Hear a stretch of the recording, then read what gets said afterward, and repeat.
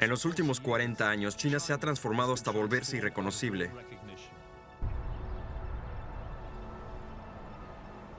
La escala de su crecimiento y la velocidad de su cambio son impresionantes.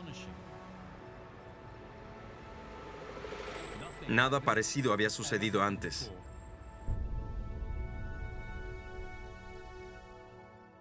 Pero mientras China crece, otros caen. En el siglo XXI, el equilibrio de poder en el mundo está cambiando. ¿Cómo se ha convertido un país comunista empobrecido y atrasado en un motor del capitalismo mundial? Hace solo 40 años, China tenía un nuevo líder, un veterano de la larga marcha de unos 70 metros de estatura, fumador empedernido y con fama de primar el pragmatismo sobre la ideología, Deng Xiaoping. Con Deng, China renunció a la lucha de clases y abrazó el mercado. Fue testigo de la mayor salida de la pobreza que se ha producido en la historia de la humanidad. China se convirtió en una fuerza económica mundial y se preveía que se convertiría en la mayor economía del mundo en un par de décadas.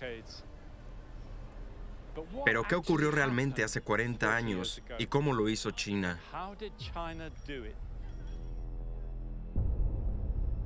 ¿Cómo se enriqueció China?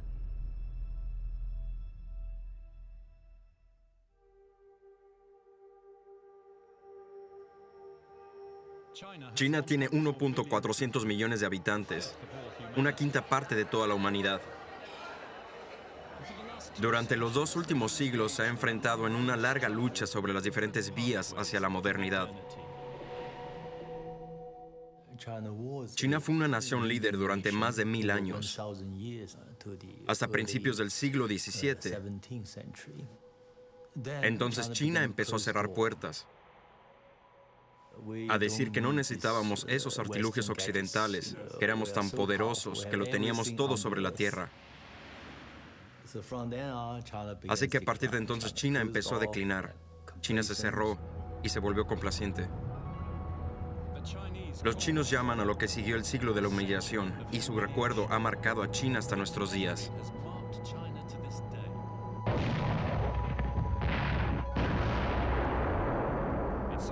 Sufrió la opresión colonial, la invasión japonesa y luego la guerra civil. Solo en la Segunda Guerra Mundial murieron 14 millones de chinos. Y en el campo, la gente fue reducida a la inanición.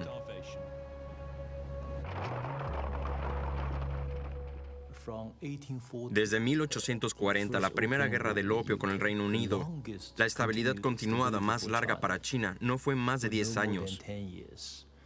Así que el proceso de modernización de China se ve interrumpido una y otra vez. Y por agresiones extranjeras, por levantamientos campesinos, por guerras civiles. Así que el comunismo triunfó en 1949. Se esperaba que traería la paz. Pero pronto los desastres económicos condujeron a la gran hambruna. Y luego en los años 60 las luchas de clases de la Revolución Cultural, cuando el presidente Mao declaró la guerra a la cultura tradicional china. China había tenido problemas con la modernización, porque antes había intentado modernizarse manteniendo su antigua forma tradicional de hacer las cosas. Y la Revolución Cultural fue esencialmente un ataque a la forma tradicional china de hacer las cosas. A principios de los años 70, el país estaba traumatizado y agotado, su economía en ruinas. La gente estaba desesperada por un nuevo camino. La mayoría de la gente, digamos los ciudadanos ordinarios, estaban cansados de esas excesivas, radicales campañas ideológicas, una tras otra, por lo que Deng Xiaoping personificó este tipo de demanda de un cambio.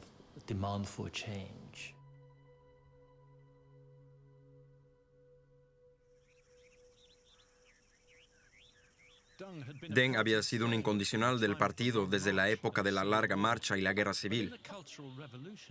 Pero en la Revolución Cultural fue purgado por criticar a Mao. Exiliado al campo, trabajó como montador en una fábrica de tractores.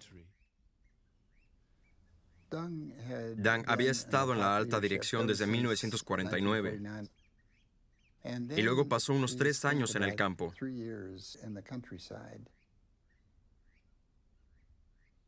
Muchos de los grandes líderes, Churchill, de Gaulle, Abraham Lincoln, todos ellos habían estado en posiciones altísimas, cayeron y luego tuvieron tiempo para pensar. Y la conclusión de Deng fue que la ideología rígida había arruinado la economía china. En la década de 1970, China era un país agrícola, el 80% de la gente trabajaba en el campo. Y después de 3 décadas de comunismo, seguían siendo pobres.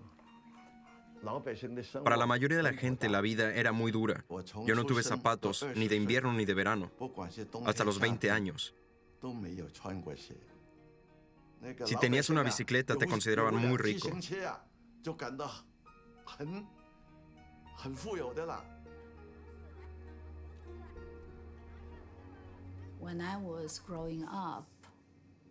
Cuando era pequeña, el hambre siempre me perseguía. Casi todos los días pensaba en encontrar algo para comer.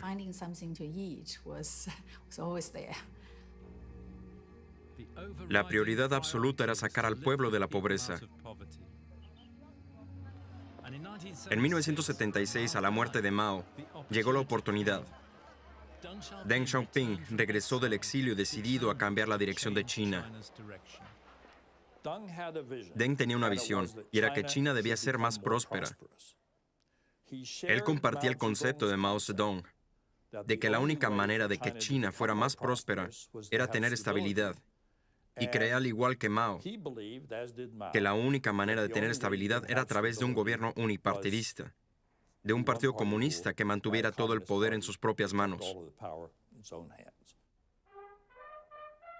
Pero el concepto de Mao no era realmente la estabilidad, era la revolución permanente.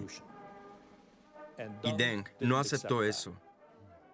Así que cuando Deng volvió después de la muerte de Mao, su visión era que enriquecerse es glorioso y que lo haces de la manera más eficiente.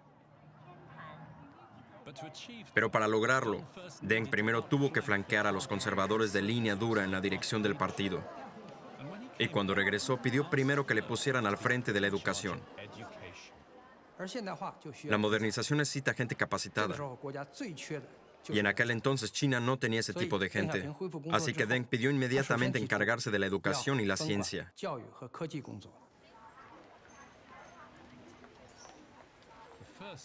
El primer paso fue deshacer el daño causado por la guerra de Mao contra la clase media. En 1966, cuando estalló la Revolución Cultural, cerraron las universidades, clausuraron todos los exámenes. Hubo algunas personas que recibieron recomendaciones del partido para ir a la escuela, pero las escuelas no funcionaban como debían.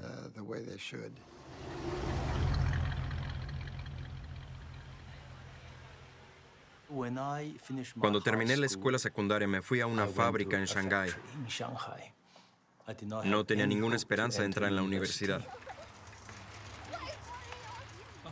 Toda una generación de jóvenes chinos había sido enviada al campo para lo que se llamaba reeducación, mediante duros trabajos manuales para aprender lo que era ser campesino. Yo era probablemente la última cohorte de personas de la escuela secundaria que tuvo que ir al campo para recibir la reeducación. Pensaba que mi vida sería quedarme ahí toda la vida, en ese pueblo.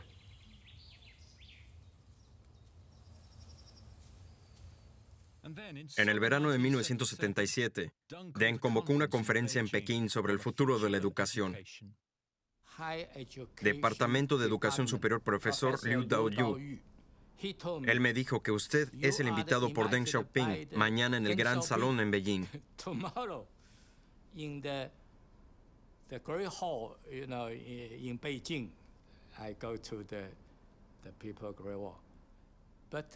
Fui al Gran Salón del pueblo, pero nadie habló.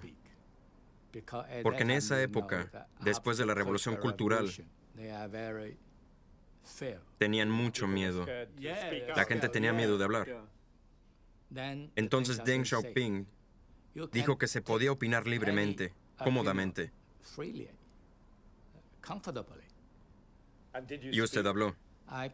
Propongo a Deng Xiaoping que tenga una opinión.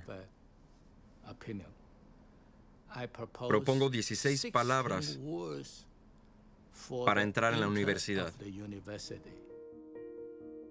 Esas 16 palabras cambiarían la China moderna. Los exámenes deberían empezar de nuevo lo antes posible. Deben ser libres, justos y abiertos a todos. Deng estuvo de acuerdo, y los primeros exámenes tuvieron lugar en diciembre de 1977. Cuando nos anunciaron que podíamos hacer el examen para entrar a la universidad, nos sentimos muy felices y entusiasmados. Fue un momento que nos cambió la vida.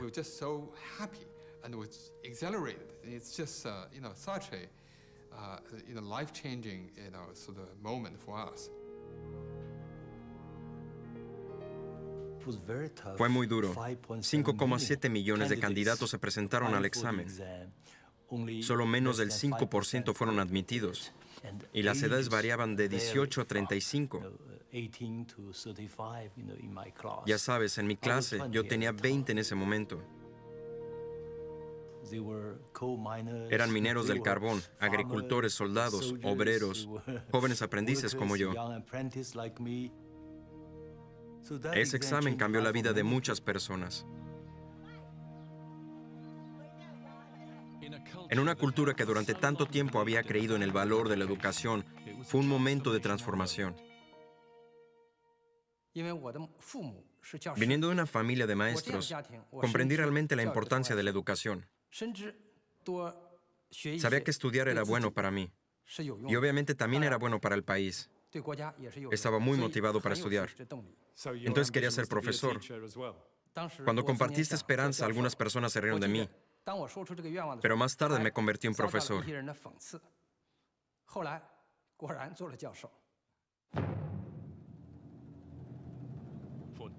Para Deng, el primer paso en su camino hacia el poder. El siguiente año, en 1978, emergió como líder preeminente.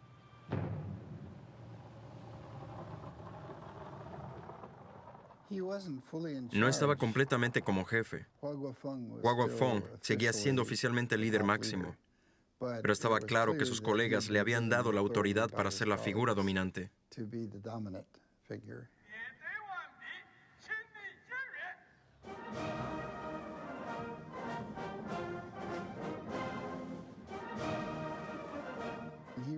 Se dio cuenta de que toda esa gente que se había pasado la vida trabajando para Mao, incluido él mismo, que empezó en 1922, que lo que habían estado pensando estaba completamente equivocado.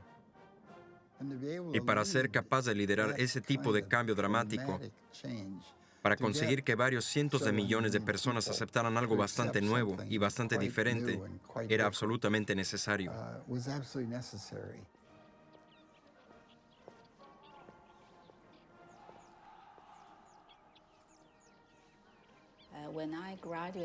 Cuando me gradué en la universidad en 1978, pude sentir los fuertes vientos de cambio en los chinos. Mucha gente como yo, los chinos empezaron a enfrentarse al mundo y a redescubrir el mundo y también a aprender del mundo. En mayo del 78 envió a Europa una misión de investigación de 5 semanas dirigida por Gu Mu. Gu Mu era el vicepresidente ministro del Consejo de Estado de China. De mayo a junio de 1978, con una delegación de más de 30 personas, visitó Francia, Alemania Occidental, Suiza, Bélgica y Dinamarca. Lo que vieron les impactó. Les habían enseñado que los países capitalistas explotaban brutalmente a sus trabajadores y que eran atrasados y decadentes. Pero ahora vieron por sí mismos hasta qué punto la China comunista se había quedado atrás. Reconoció que los países europeos estaban más avanzados en economía y ciencia y que China estaba muy atrasada. Informó que los líderes europeos querían estrechar relaciones económicas con China.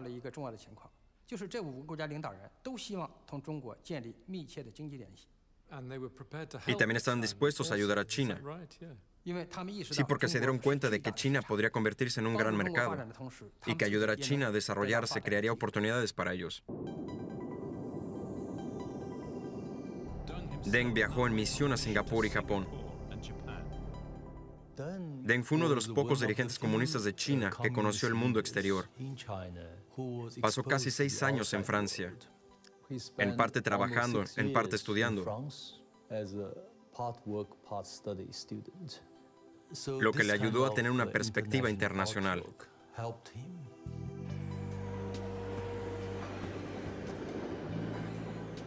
En Japón, Deng comprendió el grado de atraso de China.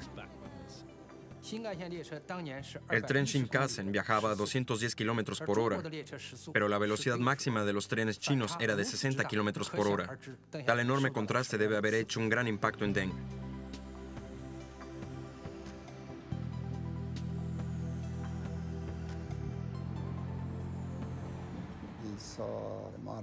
Vio los modernos robots en la fábrica de automóviles. Vio la planta de acero más moderna del mundo en ese momento.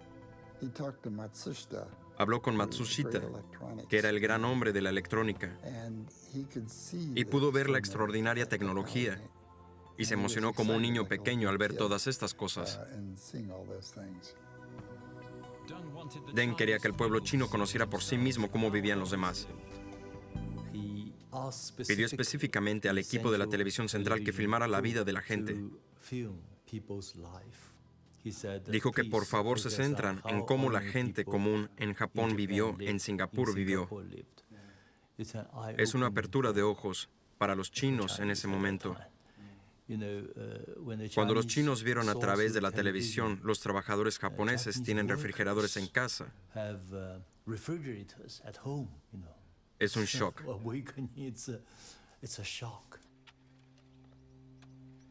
En 1978 no había frigoríficos ni televisiones en el campo chino. Cientos de millones de personas trabajaban en la tierra en un rígido sistema de granjas colectivas, enormes comunas según el modelo stalinista. Pero había sido un fracaso total. China seguía muriéndose de hambre. Esto es Fengyang, en la provincia de Anhui. Una quinta parte del condado había muerto en la gran hambruna de principios de los años 60. Y aquí las semillas del cambio empezaban a brotar desde la base. Aquel invierno de 1978, en el pueblo de Xiang'an, unos campesinos desesperados rompieron con el sistema comunal de agricultura colectiva. El 24 de noviembre, juraron en secreto un pacto para volver a las granjas familiares vendiendo sus excedentes. Iba contra la ley y las penas eran severas. Pero en esta habitación, arriesgando sus vidas, firmaron lo que llamaron un contrato de vida o muerte.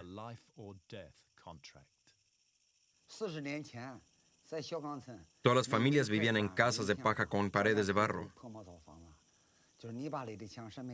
La gente era tan pobre que tenían que pedir comida. Mis 4 hijos todos salieron a pedir limosna, incluso el más joven. Seguro que no había suficiente comida.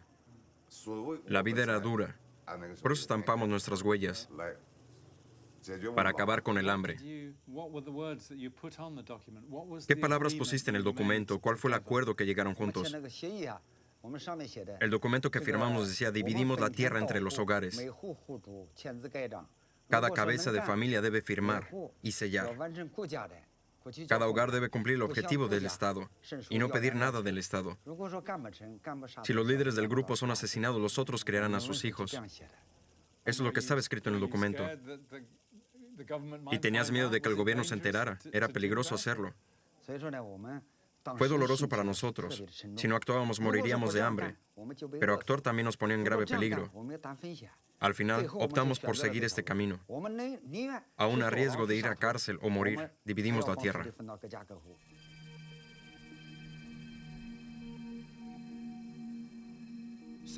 Así que la gente ordinaria de China quería un cambio. La dirección del partido, sin embargo, seguía dividida sobre el rumbo que debía tomar China, entre los reformistas y los partidarios de una línea dura, que temían que la apertura del mercado traicionara la revolución.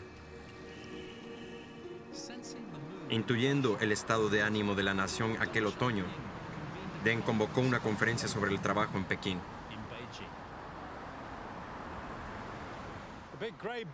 El gran edificio gris de la esquina es el Hotel Jinxie. Es bastante difícil de encontrar. No hay ningún cartel que diga que es un hotel, y no todo el mundo puede reservar ahí, especialmente si eres extranjero. Aunque si lo buscas en TripAdvisor, te dirán que la decoración es preciosa y que el personal es muy guapo y está muy bien formado. Pero es propiedad del Ejército Popular de Liberación, y ahí se han celebrado muchas reuniones importantes del Partido Comunista en las últimas décadas, que han mostrado el camino del futuro de China, pero ninguna tan importante como la de diciembre de 1978.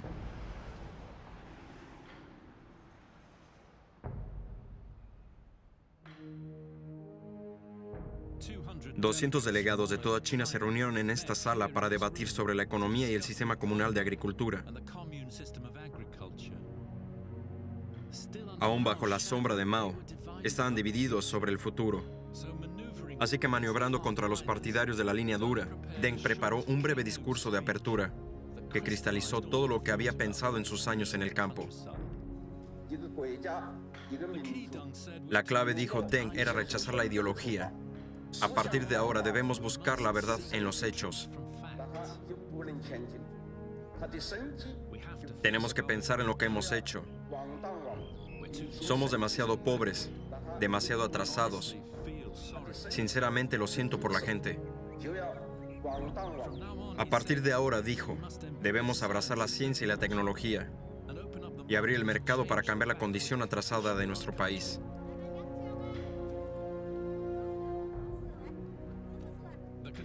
Los conservadores se sorprendieron, los reformistas se entusiasmaron. Deng concluyó, ha llegado el momento de liberar nuestras mentes.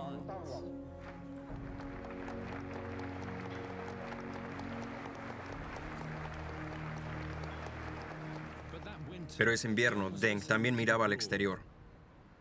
Los Estados Unidos reconocieron a los nacionalistas en Taiwán, no a los comunistas en el continente, como los legítimos gobernantes de China. Pero ahora Beijing y los Estados Unidos estaban en negociaciones secretas. Stapleton Roy estaba ahí. Nuestras relaciones con China durante 20 años estuvieron congeladas en un patrón de hostilidad total. Durante esos 20 años, las relaciones entre China y la Unión Soviética se deterioraron y no pudimos aprovechar eso. Y de eso se trataron las negociaciones secretas. Tuvimos que romper relaciones con un gobierno amigo. Tuvimos que poner fin a un tratado de seguridad con un gobierno amigo. Y tuvimos que retirar todas nuestras fuerzas militares de Taiwán. Así que el presidente Carter tuvo que elegir. ¿Quería tener solo una relación parcial con China o estaba dispuesto a dar los enormes pasos necesarios para conseguir una relación diplomática plena con China? Fue muy incómodo antes de empezar las negociaciones. Informamos a los principales líderes del Congreso, tanto republicanos como demócratas, sobre cuál era nuestra línea de fondo en las negociaciones. Y lo que nos dijeron fue, estás haciendo lo correcto, pero vamos a criticarlos. En otras palabras, apoyaban lo que hacíamos. Pero por razones políticas, iban a criticar la forma en que se hacía.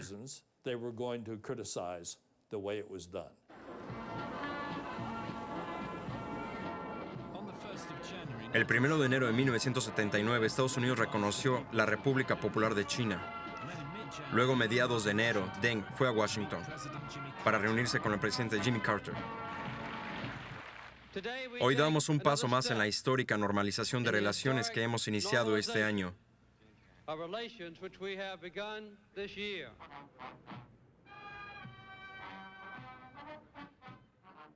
Los ojos de Texas estaban puestos hoy en Deng Xiaoping, mientras el viceprimer ministro chino continuaba su gira por este país. En un viaje de 8 días, Deng visitó Seattle, Atlanta y la NASA, en Houston. Incluso tuvo tiempo de bajar a casa en un rodeo de Texas. Pero detrás de la diversión había un frío cerebro calculador. Necesitaba que Estados Unidos ayudara a su reforma. Estados Unidos se dio cuenta de que China podría ser un mercado enorme. Ayudar a China a desarrollarse les abría oportunidades. El compromiso tenía una serie de objetivos, algunos de los cuales eran egoístas por nuestra parte. Otros tenían que ver con el cambio de China, en el que Occidente ha tenido un éxito extraordinario. No hay duda hacia dónde se ha dirigido la mayor parte de la influencia.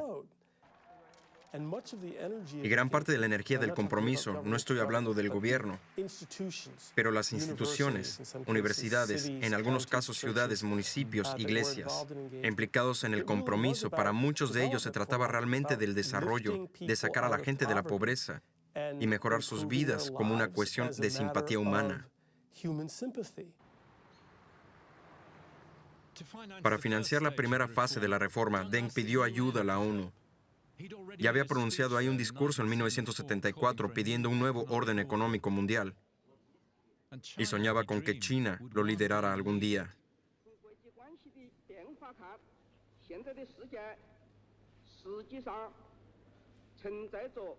La persona enviada a China para iniciar el programa de ayuda de la ONU era un joven consultor tecnológico, Jack Fensterstock.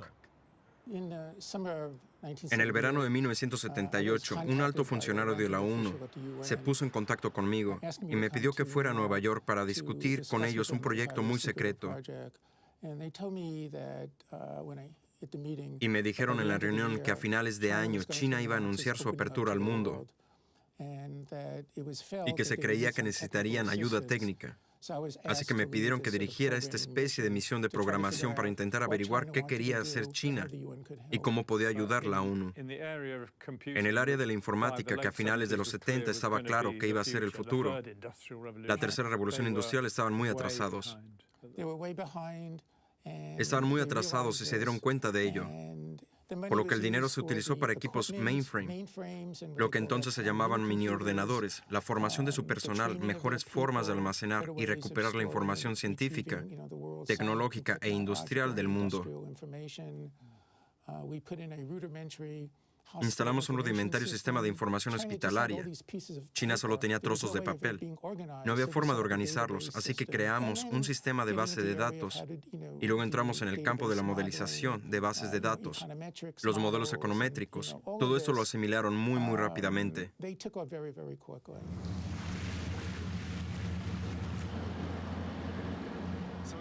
Así que a principios de 1979 el escenario estaba preparado para las reformas.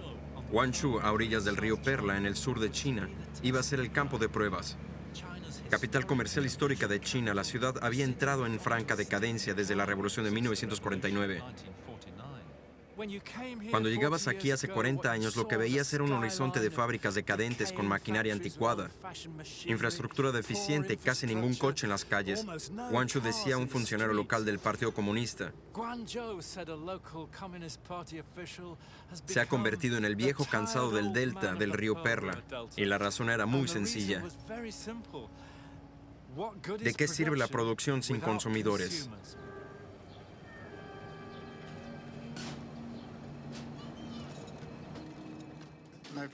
Mi primera visita a China fue en 1973, y en aquella época recuerdo que en Guangzhou aún había carritos de perros. Había mucha gente sin ropa, que estaba tan delgada que no podías. Te preguntaba si lo lograrían. A su vuelta de Estados Unidos, Deng vino aquí para iniciar las reformas económicas. A poca distancia en coche del delta del río Perla, se podía ver Hong Kong, entonces aún bajo dominio británico. Hace 40 años, esta era una visión de la tierra prometida.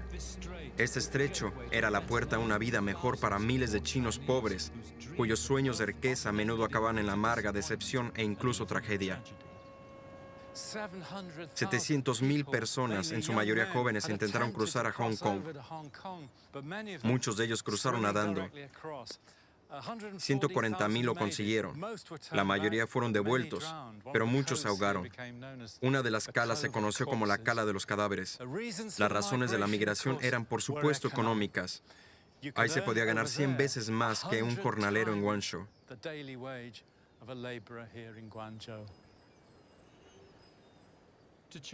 Para cambiar eso, Deng encontró un aliado en el nuevo jefe de Guangdong, un viejo camarada revolucionario que compartía los puntos de vista de Deng, Xi Zhongxun, el padre del actual presidente Xi Jinping. Xi Zhongxun informó: Guangdong es tan pobre porque hay demasiado control del gobierno central. Guangdong debería tener más autonomía. Incluso dio un ejemplo diciendo: Si yo fuera líder sin interferencias, podría ser un gran cambio en pocos años. Deng Xiaoping estuvo de acuerdo y le pidió que luchara por salir. Lucha para salir.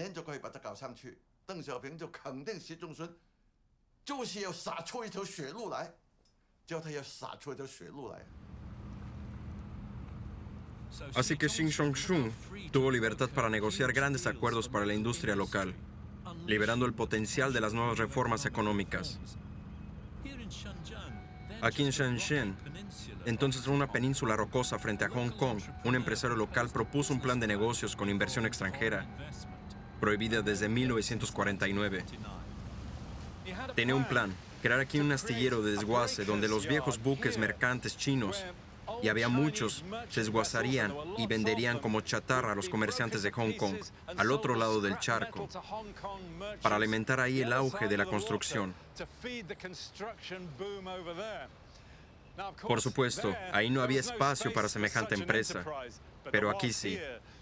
Así que el 31 de enero de 1979, apenas un mes después de la reunión del Pleno en el Hotel Xinxi de Pekín, se firmó el acuerdo, el primer contrato de inversión extranjera en la historia de la República Popular China.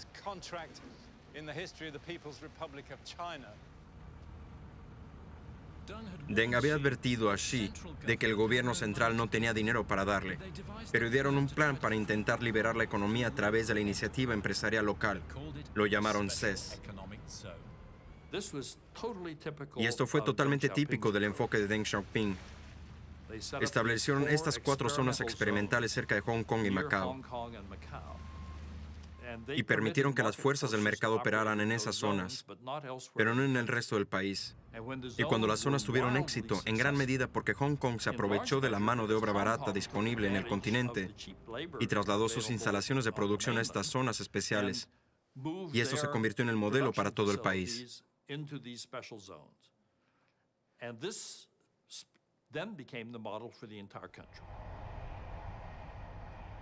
En un sistema asfixiado por la burocracia del partido y la rigidez ideológica, la idea de Deng era dar más libertad a la iniciativa local. Creo que esta es realmente la clave, probar algo a nivel local para ver cómo funciona. Si funciona, amplíelo a escala regional. Si hay rechazo, retíralo, reajústalo y vuelve a ampliarlo. A partir de entonces, miles de pequeñas empresas pudieron surgir por toda China. La primera en la costa de Shenyang, en Wenzhou, que siempre había estado menos controlada por Pekín debido a su ubicación. Wenzhou ha sido determinada por la geografía. Rodeada de montañas y aislada del interior, siempre ha mirado hacia el exterior.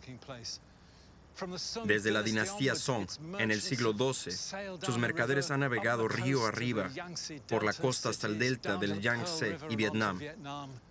Así que cuando se produjo la gran apertura hace 40 años, esta ciudad con sus negocios basados en el clan estaba idealmente situada para aprovechar las nuevas oportunidades. Wenzhou fue la primera ciudad china en establecer un sistema de pequeñas empresas privadas. Wenzhou sería el lugar de nacimiento de la economía privada china. 130,000 pequeñas empresas, desde bares de fideos hasta la primera aerolínea privada de China. Y el primer certificado de empresa privada se expendió en 1979 a una joven que vendía tejidos en la calle. Todavía está aquí. Teníamos un pequeño puesto delante de la casa. Un día vino un funcionario a decirnos que había una nueva política gubernamental. Dijo que podíamos tener un certificado oficial como negocio privado. Cuando obtuve mi licencia me sentí muy feliz. Era una garantía para los particulares como yo.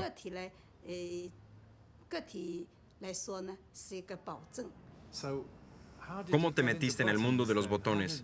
¿Cómo surgió la historia de los botones? Mis clientes me pedían botones para su ropa, así que decidí ir a Shanghái. Encontré botones preciosos en el templo Chengguan y me traje docenas para venderlos en mi pequeño puesto de Wenzhou.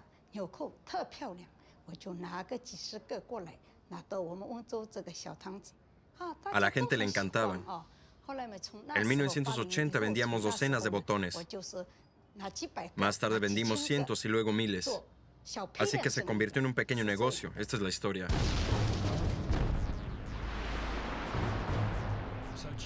Así que China se embarcó en un experimento económico y social, mezclando la economía dirigida comunista con la energía de la empresa capitalista. Deng Xiaoping adoptó una postura de pragmatismo absoluto, y la opinión era que no importaba si era socialismo o mercado mientras funcionara. Y esta idea de combinar ambos en aquel momento era algo que los economistas internacionales, los economistas occidentales, el FMI, el Banco Mundial no aceptaban. Pero eso es lo que hicieron. El Partido Comunista podía impulsar grandes proyectos de construcción rápidamente, proporcionando la infraestructura para el crecimiento. Pero también necesitaban liberar talentos más abajo en la cadena de mando, como dijo Deng, para democratizar la producción económica. De lo que nos damos cuenta es de que tenían que liberar de algún modo las fuerzas productivas reprimidas. Y como el mayor componente de las fuerzas productivas es el capital humano, dedicaron muchos esfuerzos a ello. Así que cambiaron el gobierno de un solo hombre por liderazgo colectivo. Las decisiones ya no podían tomarse solo en la cúspide, así que dieron a la gente de abajo la responsabilidad y la autoridad para tomar decisiones. Así que la motivación y el talento de los mandos intermedios fueron muy importantes. Lo más importante, estas eran las personas reales que lo conseguían todo. Y para formar a los directivos del futuro se enviaron estudiantes chinos a universidades extranjeras sin control del partido. En los 20 años siguientes, más de 200,000 estudiaron solo en Estados Unidos. Recuerdo, creo que fue Bechinsky, asesor de seguridad nacional de Jimmy Carter, quien preguntó a Deng cuántos estudiantes quería enviar a Estados Unidos. Y Deng dijo, ¿cuántos puede recibir? Para nosotros no hay límite. Se necesitó mucho coraje, porque entonces el nivel de vida entre China y Occidente era muy diferente. China era mucho más baja, y a muchos les preocupaba que los estudiantes no decidieran regresar a China. Y Deng dijo en una reunión interna del partido que si 1 de cada 10 puede regresar a China, esta política será una victoria para nosotros. Pero el éxito en las universidades dependía del nivel de las escuelas. Una de las principales características del proceso de reforma fue la enorme inversión en educación primaria y secundaria, especialmente para las mujeres. Recuerdo que cuando estaba en la escuela secundaria, en mi clase había muchos estudiantes del campo, de pueblos cercanos, y había muy pocas chicas. E incluso las pocas que había en nuestra clase eran constantemente instadas por sus padres a que dejaran de estudiar y se fueran a casa. Pero todo esto ha cambiado con el progreso de la sociedad. Ahora en el campo los chicos y las chicas van a la escuela y pueden decidir su futuro.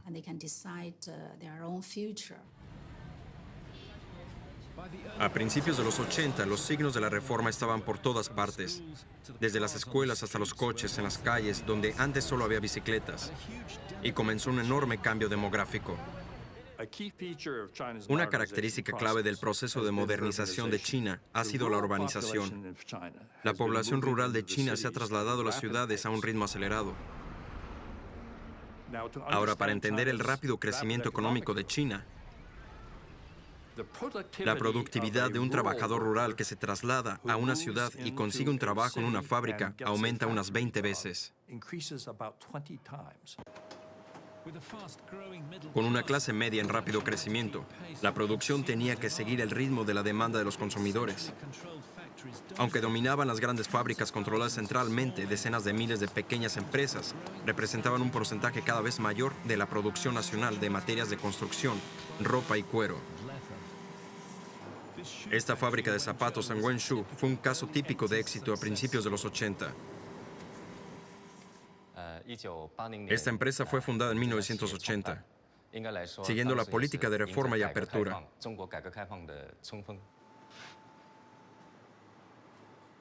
Entonces éramos un pequeño taller, pero poco a poco nos convertimos en una empresa industrial líder.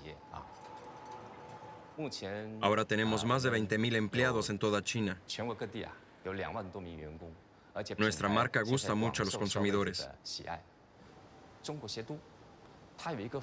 Nuestros zapatos se venden no solo en China, sino en todo el mundo. Así, en solo 4 años se descolectivizó la agricultura china, se reformaron la educación y la industria y se permitió el florecimiento de la empresa privada. Incluso se abrió una bolsa de valores. Las energías del pueblo chino estaban siendo liberadas. Hablamos de transformación social, transformación económica, cambios psicológicos. Todas estas cosas avanzan a un ritmo tan vertiginoso que a menudo desconcierta a la gente de aquí. Por no decir a los observadores extranjeros que intentan ponerse al día y comprender lo que está pasando. Pero el concepto de reforma democrática de Deng seguía siendo solo dentro del gobierno de un partido único. Solo abrazó la liberalización económica, rechazó la liberalización política o la globalización al estilo occidental. Dice que debemos ser muy cautelosos en el frente político. Yo llamo su reforma política racionalización, no democratización. El discurso chino de la modernización desde 1978 ha sido distinto de lo que llamamos modernidad en Occidente. China nunca ha reivindicado su interés por las ideas y valores liberales, sino que ha afirmado que persigue la modernización, entendiendo por tal el bienestar económico y tecnológico. Económicamente, esto significa buscar nuevas relaciones, nuevos acuerdos comerciales en todo el mundo, pero políticamente se reafirmó el poder absoluto del Partido Comunista.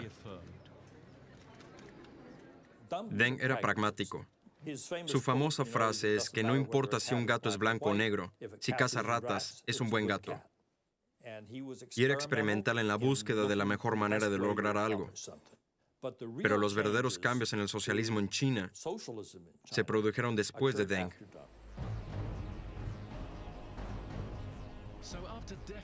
Tras décadas de lucha, China había emprendido el camino de la modernización.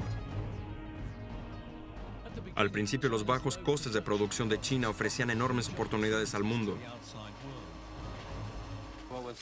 Lo que ocurría era que la válvula se estaba abriendo. Trabajé en muchas de las primeras inversiones entrantes. Hice el primer trato para ExxonMobil, para Roche Pharmaceutical, para Bayer Chemical. Negocié la primera empresa conjunta de Ericsson aquí.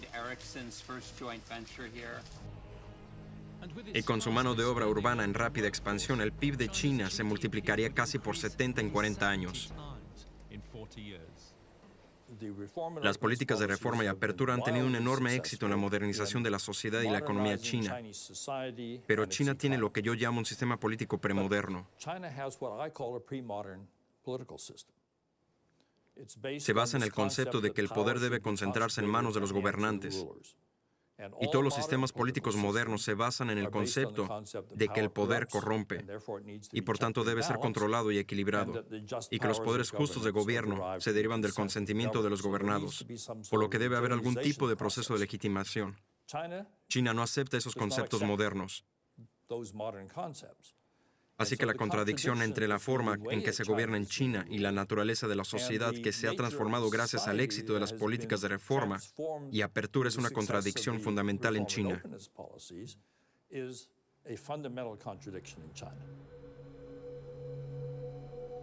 Pero 40 años después, eso no es una contradicción para el gobierno chino, que proclama su matrimonio entre el unipartidismo y el espíritu empresarial como la vía china.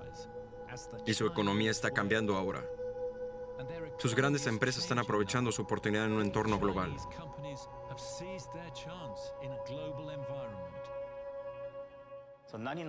En 1999 se fundó Alibaba. El nombre siempre ha estado ligado a la historia. Ábrete sésamo. Ábrete sésamo. Significa cómo podemos ayudar a las pequeñas y medianas empresas a hacer negocios. Abre el tesoro.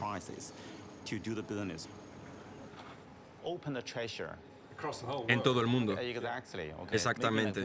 Tal vez la gente no se ha dado cuenta, Alibaba desde el primer día es una especie de globalización, el símbolo, porque el primer sitio web de Alibaba está en inglés.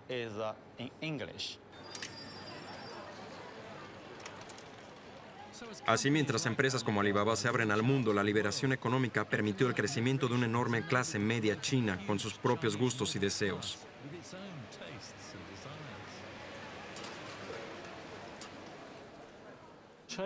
La clase media china de unos 400 millones de personas es mayor que la población de Estados Unidos y crece cada vez más. Y son personas que se adaptan pronto a la tecnología, que valoran mucho la educación y que sufrirán por ella individualmente y en familia. También son personas que creen en el aumento de su prestigio nacional.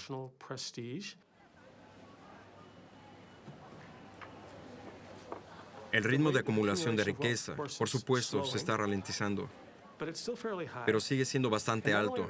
Y no solo se adaptan pronto a las tecnologías, sino se adaptan a tecnologías y desarrollan nuevos productos, nuevos mercados en un mercado todavía relativamente no regulado, en el que no se enfrentan a tipos de protecciones de los productos de consumo que tienen muchos países occidentales y muchos orientales, por lo que avanzan muy deprisa. Esta falta de regulación ha ayudado a China a ponerse al día muy rápidamente con la tecnología occidental, a menudo jugando a la ligera con la propiedad intelectual occidental. No me creo eso de que todo se ha copiado. Lo que hicieron fue aprender haciendo. Y lo que hicieron fue que importaron el know-how y la tecnología. No estaban tan interesados en el cómo, la teoría de la misma. Vamos a ponerlo a trabajar. Vamos a empezar a poner a la gente a trabajar. Vamos a empezar a añadir a la economía y tenemos tiempo. Tenemos tiempo más tarde para resolver esto. Pero empezaron sus propios programas. No quieren depender más de gente de fuera para la tecnología. Un ejemplo clave son los talleres de trenes de alta velocidad de China. Solo hace 10 años que introdujimos tecnologías extranjeras. Ahora podemos desarrollar y diseñar nosotros mismos trenes de alta velocidad.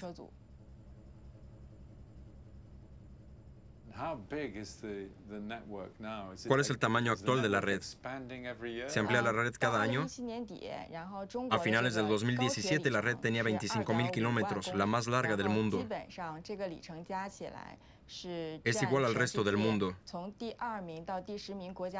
Las 10 principales redes ferroviarias de alta velocidad del mundo juntas, China es el número 1 mundial. Es increíble, 25.000 kilómetros de red de alta velocidad de cara al futuro. La red sigue ampliándose. ¿Cómo ve el futuro?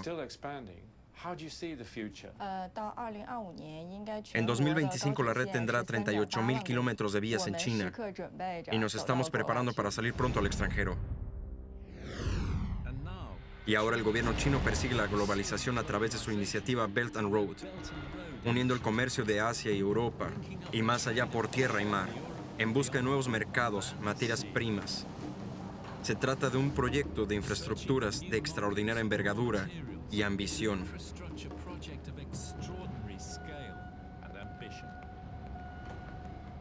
Ya en la Edad Media, los juncos chinos y los dhows árabes transportaban los productos de China, té, seda y sobre todo cerámica, al Golfo Pérsico y a Occidente. Y ahora vuelven a hacerlo.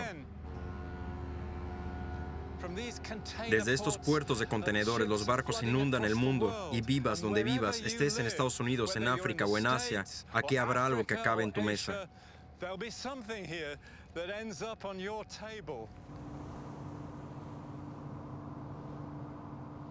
Y con el aumento del poder económico aumenta también la influencia política y cultural. El equilibrio de poder en el mundo está cambiando muy rápidamente. China es muy experta en difundir sus prácticas u obtener la aceptación de sus prácticas a través del dinero, a través de los mercados. Y no se trata de un complot nefasto. Esto ocurre a plena luz del día, en gran medida con la complicidad de las empresas estadounidenses que quieren vender en China. Pero tiene un impacto aquí. Y creo que el ejemplo más elocuente es Hollywood. El modelo de beneficios de Hollywood es el éxito de taquilla. China tiene la taquilla más alta del mundo. Si quieres ser un éxito de taquilla, por tanto debes actuar en China. China censura mucho las películas. El resultado es que los cineastas estadounidenses Hollywood, que dicen ser arquitectos del poder blando y los celebrantes del espíritu humano, de la libertad humana, no darán luz verde a un guión que no pueda proyectarse en China. Así que les hemos dado un canal directo para influir en lo que vemos aquí en los multicines. El dinero habla. China se convertirá en los creadores de gusto para el mundo, tanto en la oferta y la demanda, porque tienen los números.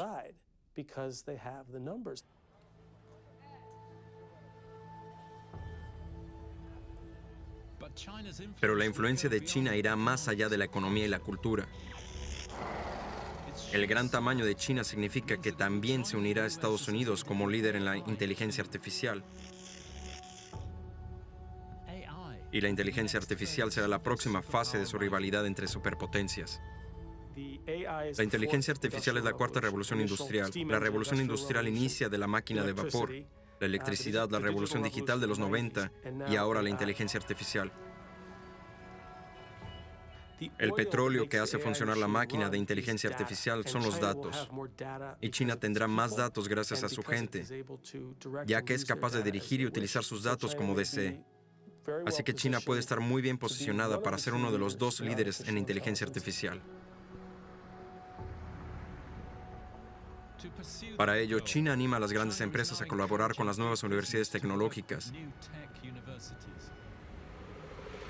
muchas de ellas dirigidas por tecnócratas extranjeros que han regresado a su país. Esta zona es actualmente una de las más desarrolladas económicamente de China.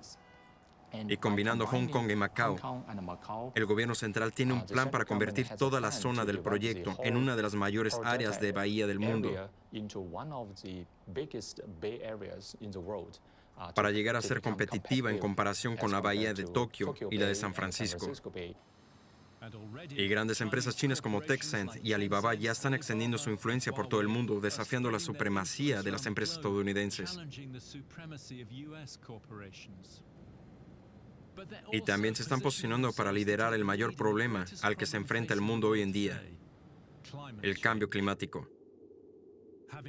Después de haber infligido un enorme daño a su propio medio ambiente, China firmó en 2015 los Acuerdos Climáticos de París y ahora están invirtiendo masivamente en tecnología verde, que ven como otra oportunidad de crecimiento tanto económica como políticamente, sobre todo porque Estados Unidos se alejó de sus obligaciones internacionales sobre el calentamiento global. China será el líder de medio ambiente, será el líder mundial en la lucha contra el cambio climático. También va a ser uno de los líderes mundiales, si no el líder en tecnología. Ya es el mayor inversor en inteligencia artificial.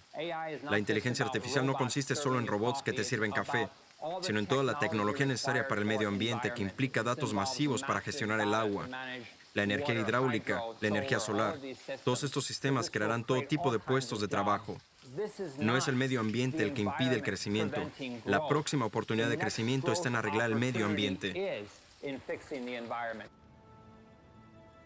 A primera vista, esta visión a largo plazo parece imparable. Pero los comentaristas occidentales creen que la falta de voluntad de China para adoptar la democracia al estilo occidental podría impedir el progreso del país en el futuro.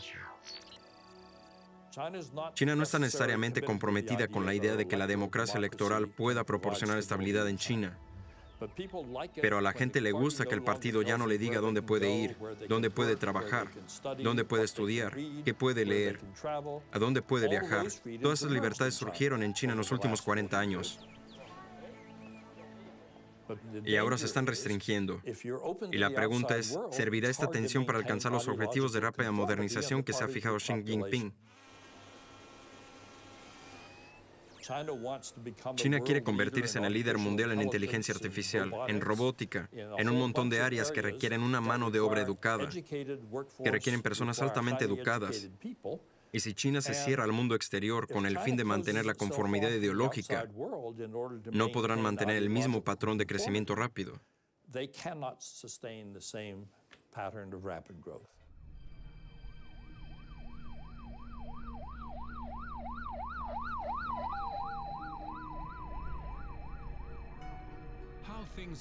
Nadie sabe cómo irán las cosas en el futuro. Los comentaristas occidentales han predicho en repetidas ocasiones que la mezcla de capitalismo y centrismo unipartidista de China estaban destinadas al fracaso. Hasta ahora se han equivocado.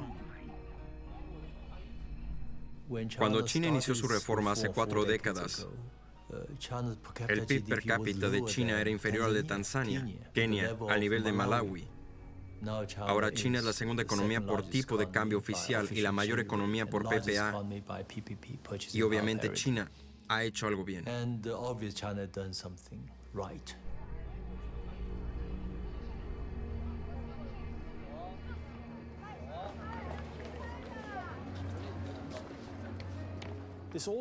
Esta vieja idea de que una clase media consumista se convertiría en defensora de la democracia tiende a presuponer que estas personas están encerradas en su lugar. Pero si nos fijamos en cómo vive la gente en Pekín, en Shanghái, en Shenzhen, van a Tailandia unas cuantas veces al año, van a París a ver el French Open, van a Turcas y Caicos, pueden importar productos lácteos de Nueva Zelanda, pueden ir a hospitales especiales para ricos. Sus hijos van a la escuela en Reino Unido, en Canadá, en Estados Unidos. El sistema, el partido les ha llevado a esto, les ha traído esta abundancia, estas oportunidades. Así que creo que el día del juicio final, y esto es una forma occidental de hablar, no una forma china de hablar, está probablemente mucho más lejos de lo que pensamos.